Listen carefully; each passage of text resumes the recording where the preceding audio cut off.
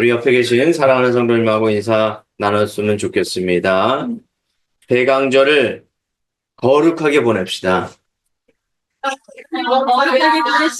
야, 대강절 대강대강 보내면 안 돼요. 거룩하게 보내셔야 돼요.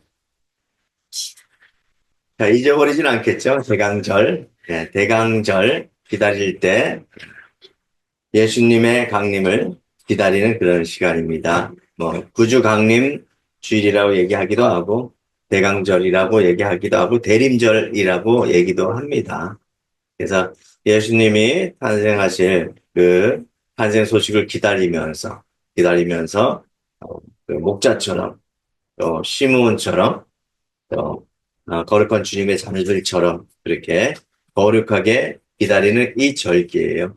우리 에, 한국교회에서는 4주 동안 이 대강절을 보내고 있지만 어떤 그 나라에서는 11주, 더 길게는 뭐 더 오랫동안 50일이 지나도록 이렇게 대강절을 보내면서 예수님의 탄생을 기다리는 그런 절기입니다. 얼마나 사모하고 또 얼마 주님 탄생을 기다리는 그런 시기인지 몰라요.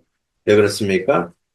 왜 그럴까요? 예수님이 이 땅에 두세 주 이상을 이 세상을 구할 그런 분으로 오셨기 때문에 많은 사람들이 기대하고 그리고 예수님의 탄생을 바라보는 것이죠.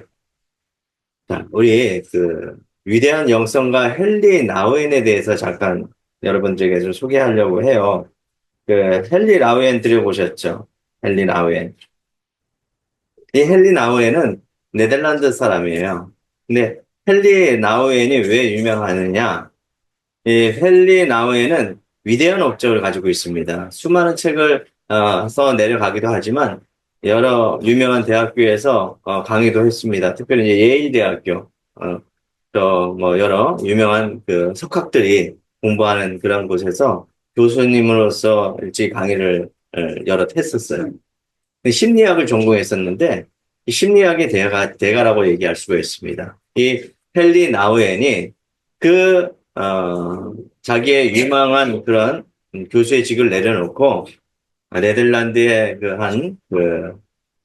장애인 지체 장애를 입은 그런 사람들하고 같이 삶을 동고동락하면서 결국 그 사람들을 위해서 사역을 펼치면서 심장마비로 세상을 떠납니다. 근데 그러면서 하나님과의 교제했던 그 만남을 수없는 많은 책을 가지고 기록했어요. 위대한 영성가를 지금까지도 많은 사람들에게 그의 책은 우리의 영혼을 울리는 귀한 책으로 자리 잡고 있습니다. 그 책 중에서 유명한 책이 하나 있는데 그 책을 하나 소개하려고 합니다. 어, 뭐 100페이지 조금 넘는 그런 책이에요. 앉아서 쭉 읽으면 2시간이면 읽을 수 있는 그런 책입니다. 헨리 나우엔의 거울 너머의 세계, 거울 너머의 세계. 삶과 죽음에 대한 그런 묵상에 대한 그런 기록입니다. 거울 너머의 세계. 이 거울을 이렇게 바라보면 우리의 그 현상을 볼 수가 있습니다. 우리 얼굴을 볼 수가 있거든요. 그러면서 잠시 그 얼굴을 보는 순간 우리를 기억하고 내 자신을 기억하고 나는 이런 사람이구나. 라는 기억을 한다는 것이에요. 근데 삶을 살다 보면 잠시 거울을 보던 그 현상으로 일상을 살아가는데 일상에 바빠서 살아갈 때는 나의 모습을 잊지 못하고 기억하지 못하고 그렇게 살아가죠. 그죠? 그렇지 않습니까? 그래서 현상이라고 얘기합니다. 현상. 그가 표현하는 이 일상의 현상이라는 얘기죠. 그게 우리의 삶이라고 얘기하는데, 보여지는 것이 우리의 삶이라고 얘기하는데, 이 거울 너머에 세상이 있다는 것이요. 그것을 무엇이라고 표현하냐면 죽음이라는 세상이에요. 이해되시죠? 이 땅의 삶은 거울과 같은 비춰지는 그런 삶이에요. 그렇지만 이 일상의 삶, 우리의 생애가 끝나면 이제 영원한 세상이 있다는 것이죠. 삶과 죽음이 그렇게 멀지 않다는 것이에요. 그래서 죽음에 대해서 많은 사람들이 금기를 합니다. 나는 죽지 않을 것이다. 나는 죽음에 대해서 생각하고 싶지 않다. 이렇게 많은 사람이 생각하고 있는데 이 헨리 나우에는 죽음을 가까이 생각하라는 것이에요. 죽음을. 그래야지 우리가 이 죽음을 내 옆에 두었다 생각해야지 우리가 항상 거룩하게 그리고 일상생활에서 주님과 닮은 그런 인생을 살아갈 수 있다는 얘기죠. 그러면서 이 책을 썼는데 이 책을 쓴 계기는 자기가 죽음에 맞닥뜨려져서 이 책을 썼어요. 그 이후에. 죽음 앞에서. 자기도 예측하지 못한 사건을 당하는데 길을 가다가 그날은 특별히 이제 날씨가 이제 빙판길이었습니다. 길을 가는데 차를 끌고 가면 가까운 거리인데 이상하게 이제 날씨도 춥고 그러니까 예, 걸어가기 시작합니다. 걸어가다가 어떤 그 화물차 같은 그런 차가 자기를 쳤어요. 사이드 미러 부분이 쳤는데 그래서 넘어져서 출혈이 있게 되는 거예요, 몸에. 쓰러졌는데 그 쓰러진 헨리 나우엔을 부축하고 그를 도와서 병원으로 이송합니다. 그런데 이 출혈이 멈추지 않는 거예요. 금방, 그런 이제 이렇게 누워있는 그 상태에서 내가 죽음을 맞이하지 않을 것이다 라고 생각하면서도 주위에 아는 동료분들이, 의사들이 도와주면서, 자기는 죽음 앞에서 내가 죽지 않을 것이다 라고 생각하면서 그런데 출혈이 멈추어지지 않으니까 이제 죽음에 임박한 그런 상황이에요. 그런 상황 속에서 이제 내가 따뜻하게 그를 맞이했던 사람들, 그런 사람들이 기억나는 거예요. 그리고 내가 내 뜻대로 할 수 없는 이 순간이 나에게 닥쳐졌구나.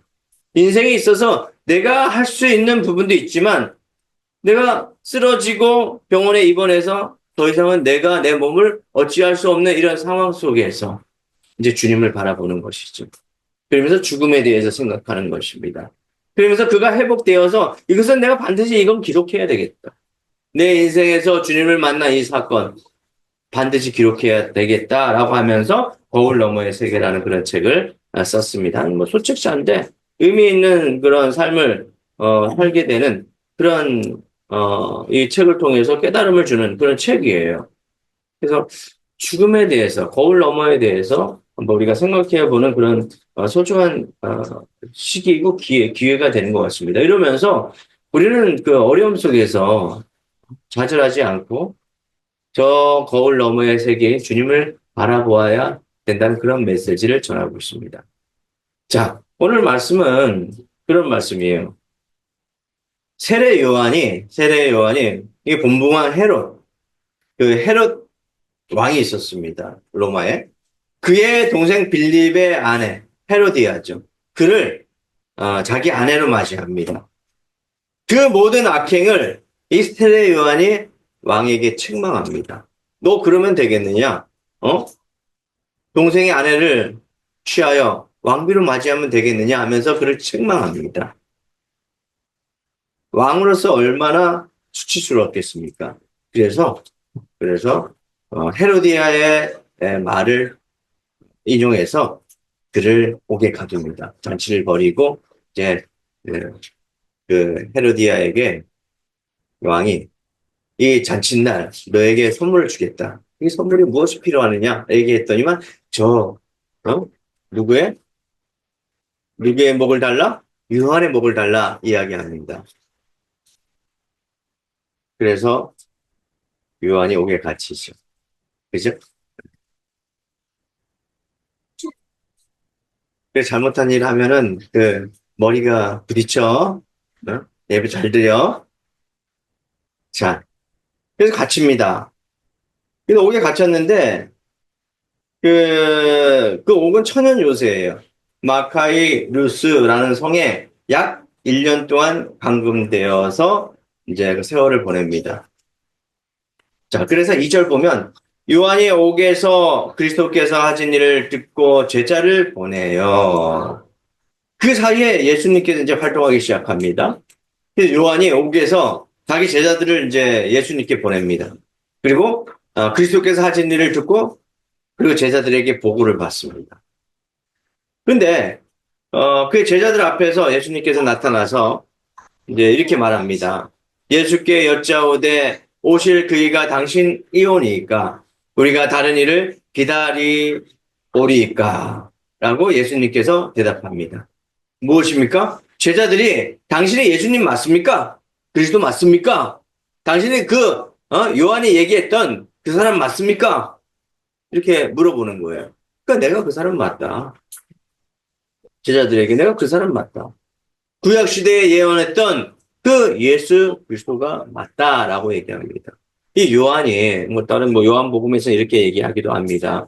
예수님께서 지나갑니다. 그랬을 때 제자들이 예수님을 바라보시고 요한에게 묻습니다. 저 사람 누구입니까? 라고 얘기했을 때 저 사람은 세상을 구원할 그리스도이시다.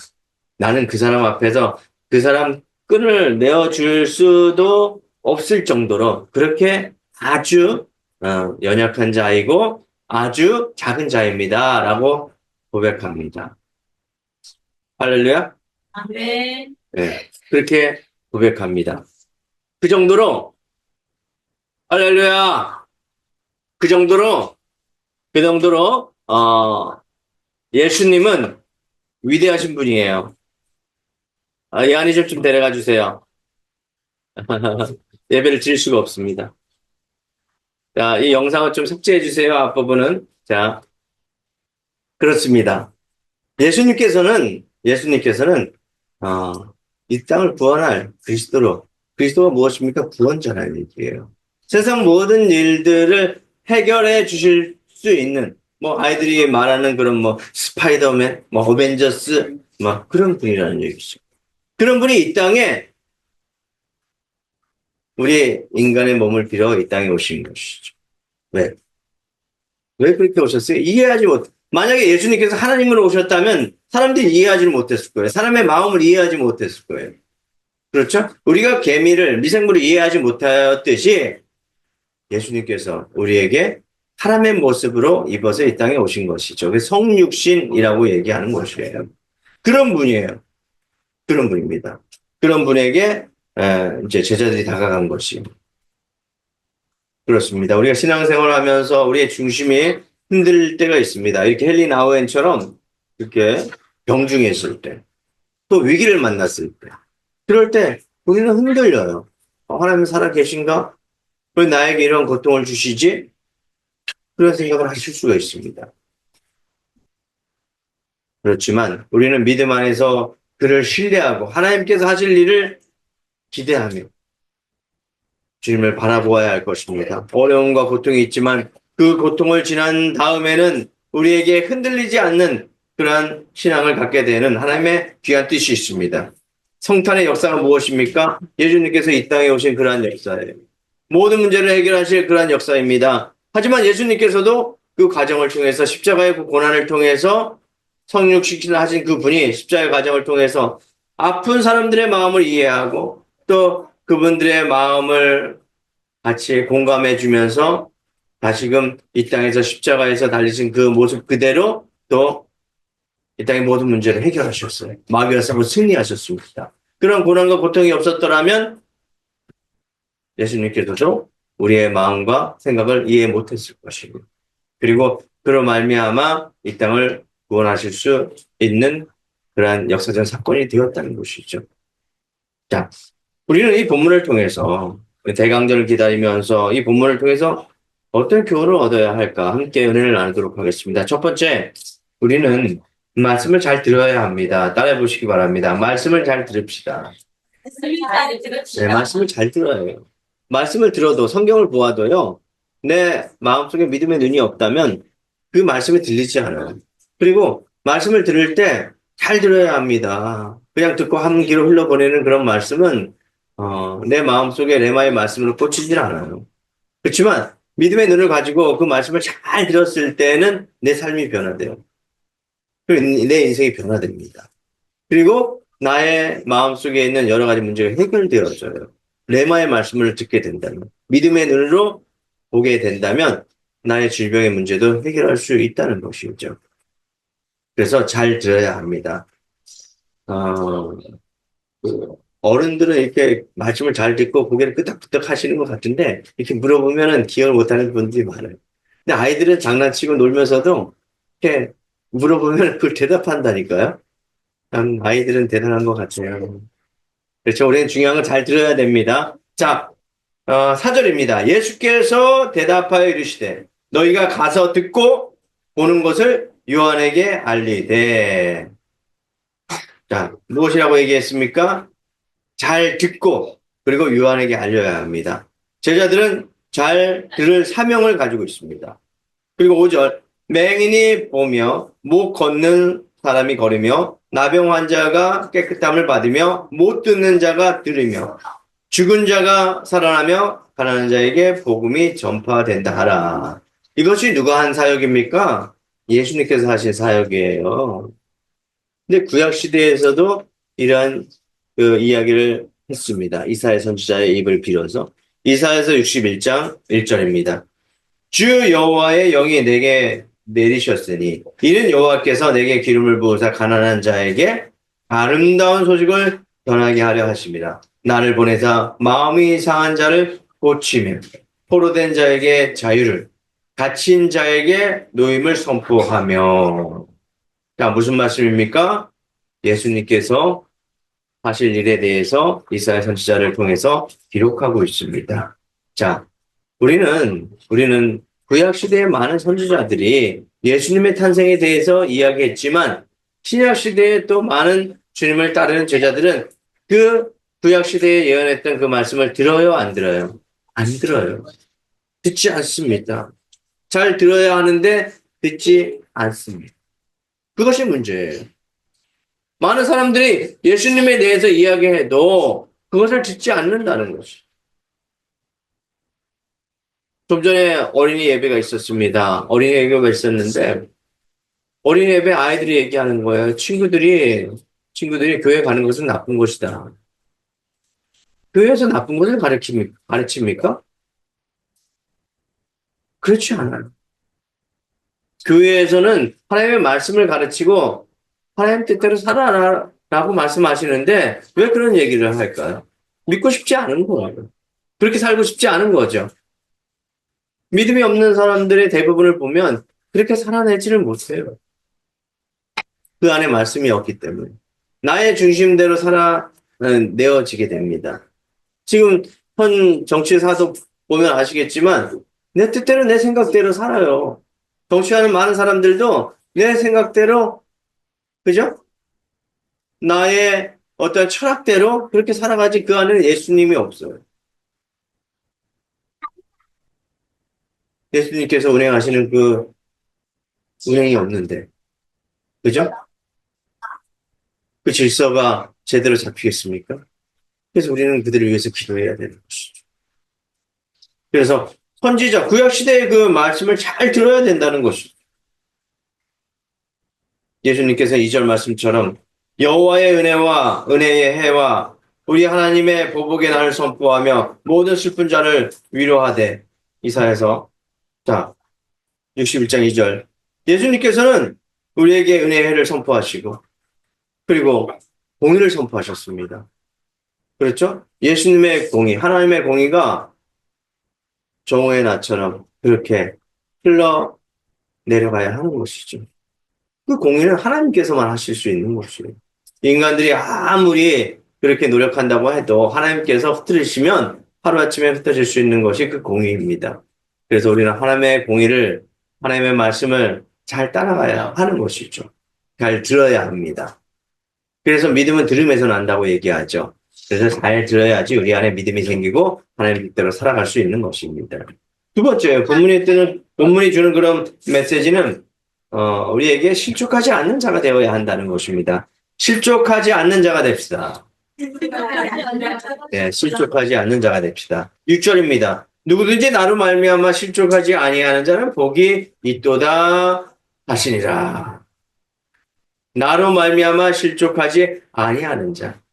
자, 예수님의 그 길은 좁은 길이에요. 좁은 길이에요. 예수님께서 십자가에 못 박혀 돌아가시고 많은 제자들은 실족했습니다. 자기가 원하는 방향으로 갔지요. 왜 그렇습니까? 예수님이 다시 부활하지 않는다고 생각했기 때문에. 내가 사흘 만에 다시 태어날 것이다. 다시 부활할 것이다. 라고 얘기했는데도 제자들은 믿지 않아요. 그래서 실족하는 것이죠. 우리의 삶의 현상을 우리는 바라보고 실족합니다. 왜 실족합니까? 왜 실족하죠? 내 안에 믿음이 없기 때문에 실족하는 것이죠. 하나님의 말씀을 잘 듣고 내 안에 믿음이 생긴다면 실족할 수 없는 거예요. 많은 제자들이 하나님의 말씀을 듣지 않았습니다. 그냥 흘러가는 이야기로 들었죠. 말씀이 말씀대로 들려지는 그러한 삶이 되기를 주님의 이름으로 축원합니다. 세례 요한은 성경에 아주 대단한 인물이에요. 예수님보다 6개월 먼저 이 세상에 왔습니다. 그리고 양떼 털을 입고 메뚜기와 석청을 먹고 광야에서 주로 살았습니다. 그리고 많은 사람들에게 회개하라. 회개의 메시지를 전포했죠. 왜 광야로 갔습니까?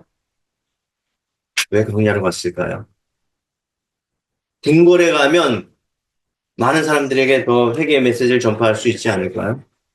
근데 듣는 사람이 없다는 것이. 궁궐에 가면 부드러운 옷을 입은 사람들이 많아요. 좋은 옷을 입은 사람들이 많다는 얘기죠. 그렇지만 그들은 듣지 않습니다. 그래서 광야로 갔습니다. 그래서 광야에 갔더니 많은 사람들이 진리를 위해서, 생명을 위해서, 옳고 그름을 위해서 이 회개의 메시지를 따르고 그렇게 살아냅니다.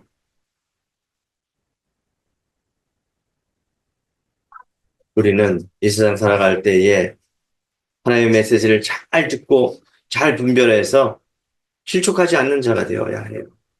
항상 믿음 안에서 주님을 따르는 참 제자, 진리를 따르는 그런 크리스천이 되어야 한다는 것이죠. 마지막입니다. 마지막 우리는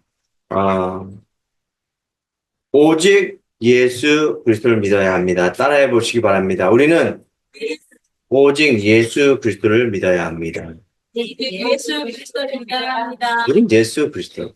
이 루터가 솔라 피데, 솔라 그라치아, 솔라 그리스도스 이 세 가지를 얘기했거든요. 오직 믿음, 오직 은혜, 그리고 오직 예수 그리스도. 9절입니다. 그러면 너희가 어찌하여 나갔더냐? 선지자를 보기 위함이었더냐? 옳다. 내가 너희에게 이르노니 선지자보다 더 나은 자니라. 그것이 누굽니까? 예수 그리스도. 선지자는, 구약의 선지자는 예수님이 오실 것이라는 것을 선포하고 예수님의 그러한 탄생 소식을 예언했던 사람들이에요. 많은 구약의 선지자들이. 그죠? 죄의 문제에 대해서 옳고 그름을 이야기했지만 더더욱 중요한 것은 예수 그리스도의 탄생이라는 것입니다. 모든 것을 해결해 주실 수 있는 자, 바로 예수 그리스도입니다. 그래서 제 고백엔 반드시 예수 그리스도가 들어가요. 화목 제물이 바로 예수 그리스도예요. 인간과 하나님을 연결해 줄 수 있는 분은 바로 예수 그리스도이신 것입니다. 그래서 예수님을 믿어야 모든 죄의 문제를 해결할 수가 있고 예수님을 믿어야 우리 삶의 모든 문제를 해결할 수 있다는 것이죠. 그래서 많은 다른 종교에서는 예수 그리스도가 없어요. 생명이 없다는 것이죠. 나의 힘으로, 나의 능력으로 가능합니까? 아무리 절을 하고 아무리 돌을 닦는다고 해도 구원의 문제를 해결할 수 있을까요?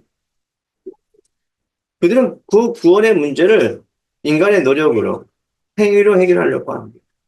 근데 그것은 불가능합니다. 그래서 예수님을 이 땅에 보내신 것이죠. 믿음으로 말미암아 우리는 의인이 되었고 믿음으로 말미암아 구원의 문제를 해결하게 되었습니다. 그러므로 말미암아 우리가 거울 너머에 삶의 문제를 해결할 수 있는 저 천국을 바라보게 된 것이에요. 거울 너머에 죽음의 문제 해결할 수가 있습니까? 해결할 수 있는 사람은 아무도 없어요. 예수님만이 오직 예수 그리스도만이 그 문제를 해결할 수 있다는 것이에요. 그래서 10절에 기록된 바 보라 내가 내 사자를 내 앞에 보내노니 그가 내 길을 내 앞에 준비하리라 하신 것이 이 사람에 대한 말씀이니라. 요한복음 말씀이죠. 그죠? 예수님을 이 땅에 보내시기 전에 바로 세례 요한을 보내셨다. 준비하게 하셨다라는 그런 말씀이에요. 우리는 오직 예수님을 따르고 예수님을 믿는 그러한 주님의 진정한 제자, 참된 제자가 되기를 주님의 이름으로 축원합니다. 기도하겠습니다.